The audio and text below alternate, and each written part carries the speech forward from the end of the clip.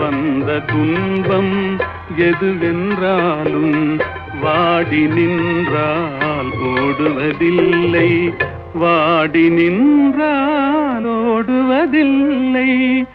எதையும் தாங்கும் இதயம் இருந்தால் இறுதி வரைக்கும் அமைதி இருக்கும். மயக்கமா கலக்கமா மனதிலே குழப்பமா வாழ்க்கையில் நடுக்கமா?